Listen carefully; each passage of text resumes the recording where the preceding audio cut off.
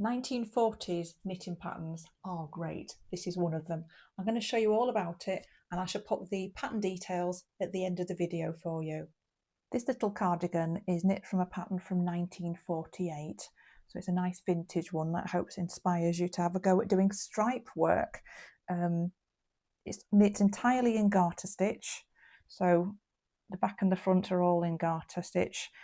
Simple to knit for that reason. You're counting the rows to make sure that the stitches all match up. It's got all buttons up the front, which is cute, and a little collar, and then there's sleeves as well. And the sleeves do have a little bit of a V shape to them, so there's a bit of a gusset going on there. This was knit with yarns from my stash.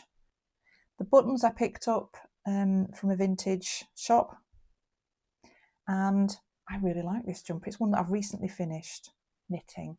I will show you the pattern at the end, where to find it, but on the pattern it suggested doing a ribbon band for the buttons, which you do often find that suggestion on vintage knitting patterns, and it's to give a little bit of support to the button bands so they don't gape and fall open. I was wondering what to do with this. What ribbon should I use? If I use a satin ribbon doing the buttonholes, it might fray and be a bit of a mess. And the buttonholes are horizontal buttonholes, and so I thought if I'm doing the buttonholes on the machine, and I've got to use really wide ribbon then to accommodate that. And then what colour? And I was in the supermarket and I saw this cotton tape and the haberdashery section. And I thought, oh, hang on a minute, that might be really good to use. So brought it home, tried stitching a buttonhole by hand in it, and I just looked a big mess. This side's fine, it's just one strip. But I was really like, what shall I do? What shall I do for this? And then I came up with the idea of putting little section strips in and folding it over where the buttonhole is and stitching that in place. And I think it works rather well.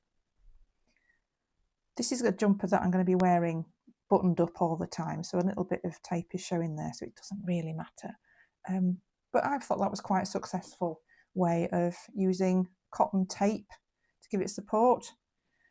I will be honest, sorting it so the stripes matched completely was a bit tricky. Lots of faffing about with the measuring and everything, but I think I got there in the end. I just didn't want these stripes to not match along the front when I'm wearing it, but they do, so I'm happy. This is the pattern. As you can see, I was totally influenced by the pattern colours for this one. I didn't change any colours particularly, except it does say it's navy and white. I've used black and cream, but on the face of it, it's very similar. The pattern is from Subversive Femme. She's got a website with loads of different patterns on there that she sells, and some are free. And this one was a free one from quite some years ago. Printed it off, as I do when I see a pattern I like, and I've had it for quite a while, but I've finally knitted it up. So do check out her website, because she's got some great vintage patterns that I'm sure you will love going through.